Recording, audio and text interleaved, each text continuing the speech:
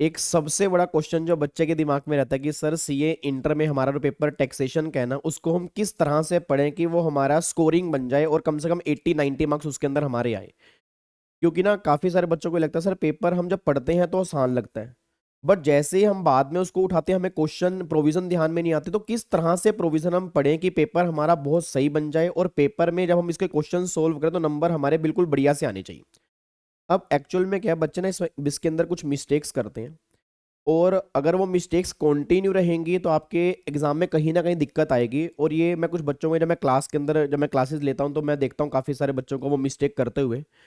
तो नॉर्मली मैं क्लासेस के अंदर बताता हूँ कि अगर आप ये गलतियां बार बार रिपीट करोगे ना तो आपको लगेगा कि आपको टैक्स आ रहा है, बट जैसे ही क्वेश्चन आपके सामने आएगा आप क्वेश्चन सोल्व नहीं कर पाओगे। ये मैं आपको गारंटी दे रहा हूँ, क्योंकि काफी सारे बच्चे, कई बार आपने देखा भी होगा कि जब हम क्लासेस ले रहे होते हैं तो क्वेश्चन सोल्व हो रहे होते हैं, और जैसे हमारी क्लासेस खत्म हो जाती हैं फिर कोई हमें क्वेश्चन अगर पूछता है या कोई हमें क्वेश्चन देता है वो क्वेश्चन हमसे सोल्व ही नहीं होता। उसका रीजन है कि आपने कुछ मिस्टेक्स ऐसे उस टाइम पर की हैं। अगर आप वही मिस्टेक अगर आप कंटिन्यू करके चलोगे तो मे बी आपके एग्जाम में भी क्वेश्चन सोल्व नहीं होंगे। और एक तो आज मैं ये वीडियो बहुत बच्चों के उन काम इन बच्चों के बहुत काम की है जिन बच्चों को टैक्सेशन से डर लगता है कि हमें टैक्स प्रिपेयर कैसे करना है। तो आपको बताऊंगा कि टैक्सेशन में क्या क्या चीज़ें बहुत जरूरी हैं पढ़ने के लिए। और दूसरी बात, मेरा 15 तारीख से बैच स्टार्ट होने जा रहा है सीए इंटर का, तो काफ़ी सारे बच्चे एनरोल हो चुके हैं। First of all thank you so much, आपने इतना प्यार दिखाया। और काफ़ी सारे बच्चे अभी एनरोलमेंट की सोच रहे हैं, वो कह रहे हैं गाबा सर का पहले डेमो देखेंगे उसके बाद हम एनरोल होंगे। तो उसमें भी कोई दिक्कत वाली बात नहीं है, बट बिलीव में एक बार मैं छोटी सी बात बोलूंगा कि जिस दिन आपका मेरा टैक्स का बैच कंप्लीट होगा ना, आपके खून से टैक्स निकलेगा, इतना मेरा आपसे वादा है।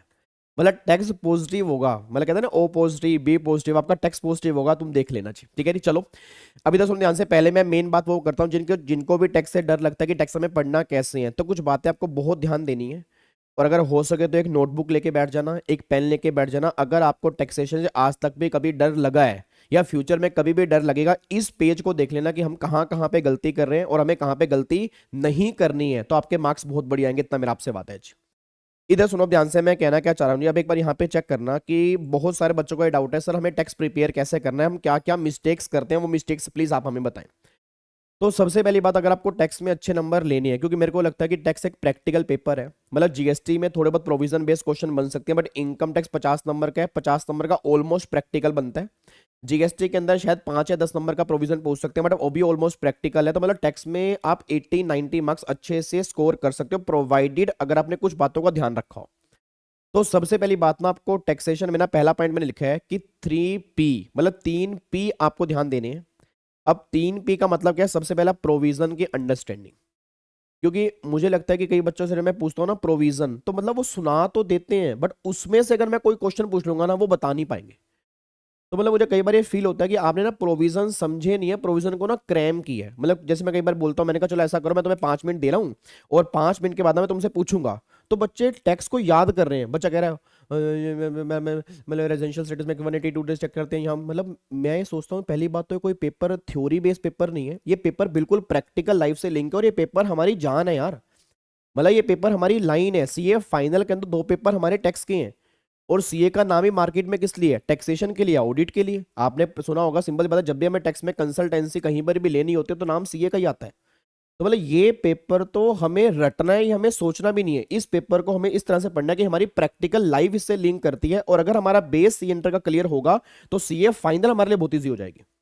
क्योंकि सीए फाइनल में जो 50 नंबर का डीटी है वो 100 नंबर का डीटी है, उसका एक्सटेंडेड वर्जन है। और जो 50 नंबर का जीएसटी है वो 100 नंबर का है। तो मतलब कहना क्या चाह रहा हूँ कि अगर यहीं से बेस आपका मजबूत नहीं बनेगा तो सीए फाइनल में भी कहीं ना कहीं दिक्कत आएगी। तो रटने की कोशिश मत करो।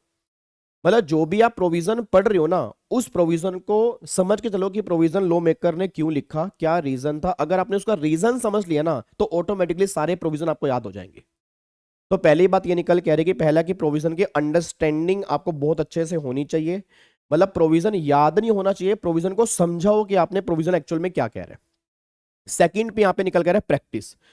मतलब नॉर्मली बच्चे क्या करते हैं कि प्रोविजन तो समझ लिया, अब प्रोविजन बच्चे को सारे याद है, और नॉर्मली आपको भी याद होंगे जितने बच्चे भी कहीं से भी टैक्स पढ़े, नॉर्मली प्रोविजन याद होते हैं। उनसे पूछ लूंगा ना कि बताओ भाई सैलरी टैक्सेबल कैसे होगी sir? Due basis, receive basis, which ever is earlier. फिर हाउस प्रॉपर्टी में कौन सी वैल्यू टैक्सेबल होगी सर? एनुअल वैल्यू टैक्सेबल होगी सर। एनुअल वैल्यू कैसे निकालते हैं? वो सारा कुछ बता देगा। बट प्रॉब्लम क्या, अगर मैं उसके बेस पे क्वेश्चन बना के दूंगा ना तो बच्चा क्वेश्चन सोल्व नहीं कर पाएगा। उसका सबसे बड़ा रीजन क्या? उसकी प्रैक्टिस में कमी है। और टैक्स बिना प्रैक्टिस के हो ही नहीं सकता। तो ये बात अपने दिमाग में सेट कर लो कि जितनी ज्यादा प्रैक्टिस करोगे उतने आपके नंबर बढ़ जाएंगे। मतलब मैं तो अपनी क्लास के अंदर बच्चों को नॉर्मली ये बोलता हूँ कि भैया 15 क्वेश्चन मैं करवा रहा हूँ, तुम मेरे से खुद मांगा करो कि सर 5 क्वेश्चन आप हमें और दे दो कि हमें घर से प्रैक्टिस करनी है। क्योंकि जितने ज्यादा प्रैक्टिस करोगे ना, जितनी ज्यादा प्रैक्टिस करोगे, एक तो स्पीड आपकी बढ़ेगी, दूसरा पेपर 3 घंटे में पूरा होगा नहीं होगा पता लगेगा, क्योंकि जितनी स्पीड फास्ट होगी उतना पेपर 100 नंबर का होगा, और अगर 100 नंबर का होगा तो आपके 80-90 नंबर आएंगे। अगर पेपर आप 70-80 का करके आ रहे हैं तो 40-50 ऊपर नंबर क्या मिलेंगे। तो जितनी आप प्रैक्टिस करोगे क्वेश्चंस की उतना एग्जाम में इजी होगा। तो सबसे सेकंड पी मोस्ट इंपोर्टेंट जो है प्रैक्टिस, प्रैक्टिस, प्रैक्टिस बहुत जरूरी है, तभी आपके नंबर अच्छे आ पाएंगे, नहीं तो आपके नंबर कट जाएंगे। और तीसरा पे यहाँ पे निकल कर पेशेंस, इसके अंदर पेशेंस बहुत चाहिए। अब बच्चा कह रहा है सर पेशेंस का मतलब क्या? पेशेंस का मतलब आप ये मान के चलो कि अगर मैं कोई भी क्वेश्चन कर रहा हूं तो कई बार पहली बार में ना क्वेश्चन वो सोल्व नहीं होता। अब बच्चे का क्वेश्चन है पहली बार में सोल्व नहीं होता ना, बच्चा कहता है यार क्वेश्चन सोल्व नहीं हो रहा यार। मतलब फिर वहीं बैठे बैठे टीचर को गाली देनी स्टार्ट कर दी, आपने आपको कोसना स्टार्ट कर दिया, घर वालों में गुस्सा निकालना स्टार्ट कर दिया। तो आपको पेशेंस रखना पड़ेगा। मैं ऑलवेज ये बात कहता हूँ कि अगर पहली बार पढ़ने के बाद अगर 40-50% क्वेश्चन भी सही हो रहा है, इट मीन आप टेक्स्ट में सही जा रहे हो। क्योंकि सर सिंपल सी बात है, बड़े बड़े सीए जो प्रैक्टिस कर रहे हैं ना, जब भी कोई क्लाइंट उनके पास आता है तो प्रोविजन एट ए टाइम तो उनको भी याद नहीं होते। मतलब अगर आप मुझे कहो सर टैक्स के इस सेक्शन में क्या लिखा होगा, तो मैं भी 2 बार रिवाइंड करूंगा कि उस सेक्शन में क्या लिखा है, फिर मैं आपको बता पाऊंगा। तो आप तो पहली बार टैक्स पढ़ रहे हो, तो थोड़ा सा पेशेंस रखना पड़ेगा। अगर क्वेश्चन सोल्व नहीं हो रहा तो आराम से थोड़ा सा बैठो, क्वेश्चन को दोबारा से रीड करो, चेक करो प्रोविजन वो कौन सा है, फिर दोबारा सोल्व करोगे, बिलीव में क्वेश्चन सोल्व होगा। और जितनी जल्दी पैनिक हो जाओगे ना, हर बार गलती करोगे, बस ये पर ध्यान दो। तो ये 3 P बहुत जरूरी है टैक्सेशन के अंदर। पहली बात प्रोविजन की अंडरस्टैंडिंग बहुत बढ़िया से होनी चाहिए, सेकंड आपकी प्रैक्टिस मैक्सिमम होनी चाहिए, और तीसरा क्या है कि जब भी तुम क्वेश्चन कर रहे हो थोड़ा सा पेशेंस लेके चलो, थोड़ा दिमाग को हल्का लेके चलो, माइंड कूल लेके चलो, माइंड में एकदम पैनिक प्रॉब्लम नहीं आनी चाहिए, क्योंकि अगर जहां पैनिक हो गए वहां क्वेश्चन गलत होना स्टार्ट हो जाएंगे। तो ये तो पहली बात है, ये 3 पे आपको ध्यान देने हैं। उससे अगली बात, सिलेबस आपको 100% कवरेज करना है, क्योंकि बहुत सारे बच्चे यार आधे चैप्टर ही छोड़ के जाते हैं। अब अगर आधे चैप्टर छोड़ के चले गए तो यार इंस्टीट्यूट को पता है कि आप क्या करके जाते हो और क्या करके नहीं जाते। अब अगर आपने पेपर ही सिलेक्टिव की है तो फिर आप कैसे कह रहे हो कि टेक्स्ट मुश्किल है? फिर तो टेक्स्ट में मुश्किल लगेगा ही लगेगा। तो सबसे मेन बात क्या निकल के आ रही है कि जो भी आईसीएआई ने हमें सिलेबस बना के दिया, क्या वो 100% कवरेज हमने की है? नहीं की। सेकंड इंपॉर्टेंट बात ये निकल के आ रही है, सिलेबस हमें पूरा कंप्लीट करना है, चाहे पेपर बने उसमें से या ना बने। पेपर कहां से बनेगा कहां से नहीं बनेगा काम हमारा वो नहीं है, हमारा काम क्या है? कर्म करना। कि भाई अगर 9 चैप्टर हैं तो 9 के 9 चैप्टर हमें आते हैं। ये नहीं सर इस चैप्टर से मेरे को सर प्यार नहीं है सर, आई हेट यू, वो पता क्या बोलेगा? I hate you too. Result के अंदर आई हेट यू टू आएगा, तुम फेल हो जाओगे। और अगर तुम बार बार बोलोगे ना I love you, I love you, I love you, तो सिंपल से पता है रिजल्ट भी क्या बनेगा? आई लव यू टू बनेगा। तो सिलेबस की 100% कवरेज बहुत जरूरी है, बस ये पर ध्यान दो। तीसरी बात फिर आपके यहाँ पे निकल के आ रही है, find out the most important chapter. अगर मान लो 9 चैप्टर है, उसमें से सबसे इंपोर्टेंट चैप्टर कौन से हैं? मान लो फॉर एग्जांपल 4 इंपोर्टेंट चैप्टर है। अब मान लो मेरी क्लास में बच्चे बैठे हैं, फॉर एग्जांपल मैंने कहा ये 4 चैप्टर मोस्ट इंपोर्टेंट है, इसमें से भर भर के क्वेश्चन बनते हैं, तो उन चारों को अपना फेवरेट बना लो। करने हमें 9 ही है, बट वो 4 चैप्टर हमारे फेवरेट बन चुके हो। रीजन, जब हमें पता है कि 50 में से 30 नंबर का उसमें से बनना है, और अगर उसको ही हम बार बार आई हेट यू बोलेंगे तो फिर तो काम तो हमारा खराब ही होगा ना।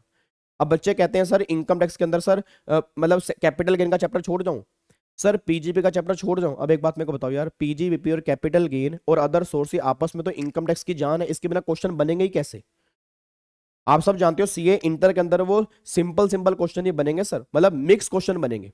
आपका दिमाग अगर हाउस प्रॉपर्टी में चल रहा है तो दिमाग सैलरी के अंदर भी सेम टाइम पे चलना चाहिए। अगर दिमाग रेजिडेंशियल स्टेटस में है तो दिमाग में टीडीएस भी होना चाहिए। तो ये सारी की सारी मिक्सिंग जब क्वेश्चन के अंदर बनती है, फिर जिस बच्चे ने चैप्टर छोड़ के गए हैं वो क्वेश्चन सोल्व ही नहीं कर पाता, फिर उसको लगता है यार पेपर मुश्किल आ रहा है। तो सिंपल सी बात ये निकल कर है कि जो भी मोस्ट इंपॉर्टेंट चैप्टर है उसको अपना फेवरेट बना लो, जितना जल्दी फेवरेट बनाओगे उतने जल्दी एग्जाम क्लियर होंगे, बस ये पर ध्यान दो। और फिर सबसे मेन बात, भला है बुरा है जैसा भी है, मेरा पति मेरा देवता है, आईसीएआई का मटेरियल का जो आपके पास मटेरियल उनकी तरफ से है, अगर उसका सिंगल एग्जांपल, मैं कह रहा हूं एग्जांपल, क्वेश्चन नहीं कह रहा हूं, उन्होंने क्वेश्चन भी दिया एग्जांपल भी दिए, आप चेक करो उनके हर प्रोविजन के बाद एग्जांपल है। मेरे को नहीं पता कि आपने कभी टेक्स्ट का मॉड्यूल खोला है नहीं खोला, क्योंकि मेरी बुक्स जो है वो ऑलमोस्ट मॉड्यूल के ऊपर बेस ही हैं। तो हर प्रोविजन के बाद एग्जांपल दी है।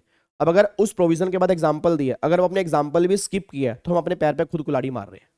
जो है ना, काफी सारे बच्चे बोलते हैं सर स्कैनर कौन सा लें, सर प्रैक्टिस करने के लिए दूसरे टीचर की बुक ले रहे हैं। मुझे कोई दिक्कत नहीं, आप किसी भी टीचर की बुक लो, बट अगर आपने आईसीएआई के मटेरियल का सिंगल एग्जांपल या सिंगल क्वेश्चन भी मिस कर दिया तो आप बहुत गलत जगह पे जा रहे हो बस।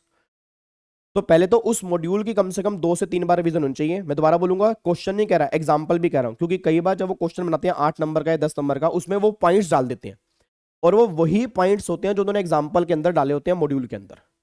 तो कोई भी मॉड्यूल का एग्जाम्पल, कोई भी मॉड्यूल का क्वेश्चन, आरटीपी, एमटीपी, ये आपने अगर छोड़ के जा रहे हो तो आप टेक्स्ट में बहुत गलत जा रहे हो, बस ये पर ध्यान दो जी।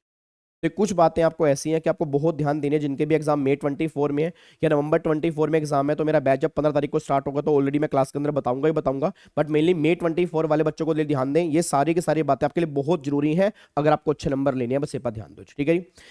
अब बात रही जो मेरा 15 फरवरी से बैच स्टार्ट हो रहा है। अब आज हमारी 13 तारीख हो चुकी है, तो परसों से मेरा बैच स्टार्ट हो रहा है 2:30 बजे। मतलब परसों से पूरी अल्टीमेट सीए की टीम आपके सामने आ रही है। सुबह 8:30 बजे आपके तेजस सर होंगे और देन फिर दीपिका मैम आईडी सर होंगे, उसके बाद फिर मेरी क्लास होगी। तो 15 तारीख से मेरा बैच स्टार्ट होगा। मैं इतना कमिटमेंट आपसे कर रहा हूँ कि आपको सिंगल सिंगल क्लास के एंड में ना ये जरूर लगेगा यार अगली क्लास अभी नहीं हो सकती। मतलब वो एक्साइटमेंट लेवल, क्योंकि ये दुनिया ना सर बहुत अलग दुनिया है। मतलब आपने लो थोड़ा बहुत पहले पढ़ा है, अकाउंट थोड़ा बहुत आपने पहले पढ़ा, उसके थोड़े बहुत बेस क्लियर होंगे, बट ये बिल्कुल ऐसा पेपर है आपने पहले कभी पढ़ा ही नहीं है। मतलब दुनिया सिर्फ सुनी है, घर में बात सुनी है यार, इनकम टैक्स पे करते हैं यार, रिटर्न भरते हैं यार, टैक्स की चोरी होती है यार, टैक्स प्लानिंग होती है, इनकम टैक्स वालों ने रेड मार दी, इसने टैक्स, ये दुनिया आपने सिर्फ सुनी तो है ना। अब उसको प्रैक्टिकली देखने का टाइम है यार, कैसे टैक्स की सेविंग होती है, मतलब किस तरह से लोग टैक्स पे करते हैं, किस तरह से लोग टैक्स कंप्यूट करते हैं, ये सैलरी क्या है, हाउस प्रॉपर्टी क्या है, पीजीपी की इनकम क्या है, कैपिटल गेन की इनकम क्या है, टीडीएस क्या होता है, टीसीएस क्या होता है, फिर जीएसटी से रिलेटेड सारी की सारी बातें। तो मतलब बहुत ही एक अलग लेवल की फीलिंग है। और बिलीव मी, हर लेक्चर के बाद तुम्हें लगेगा यार अगला लेक्चर मेरा अभी नहीं हो सकता क्या, क्योंकि हर लेक्चर में ना आप कभी भी देखना, आप क्लास के स्टार्टिंग से क्लास के एंड तक आपकी नॉलेज में फर्क देख लेना। जो क्लास के स्टार्टिंग में नॉलेज और क्लास के एंड में नॉलेज, जमीन आसमान का फर्क होगा। आपको हर दिन अपने अंदर चेंज लगेगा, इतना मेरा आपसे बात है, ठीक है जी। बाकी हम 15 तारीख को मिल ही रहे हैं। पहली 5 क्लास हमारी यूट्यूब पर ही होंगी सभी की सभी की। तो अगर जिन बच्चों को डेमोज भी लेने हैं, मोस्ट वेलकम, आप यूट्यूब के ऊपर आराम से बैठ सकते हैं, उसके बाद एडमिशन करवा सकते हैं। बट थोड़ा सा डिस्काउंट आपको नहीं मिलेगा, क्योंकि डिस्काउंट हमारा 14 फेब तक है। तो मैं तो कहूँगा 10 क्लास ऑलरेडी अभी अर्ली बर्ड बैच के हमने ली हैं, 10 की 10 क्लास यूट्यूब के ऊपर ऑलमोस्ट हमारी पड़ी हुई हैं, आप उसको भी देख सकते हो, कॉन्फिडेंस आपका अपने आप बिल्डअप हो जाएगा। अदरवाइज कोई बात नहीं, 15 तारीख से सारी की सारी फैकल्टी आपके सामने यहाँ पे लाइव आएंगी। और अगर कोई भी डाउट आपको टैक्सेशन से रिलेटेड हो, आपने इसी वीडियो के कमेंट बॉक्स में डालना है, उसके ऊपर मैं वीडियो बना के आपको जरूर दे दूंगा। Thank you so much, God bless you, love you all. चलता हूँ, दुआओं में याद रखना। थैंक यू सो मच, जय Hind, God bless you, love you all.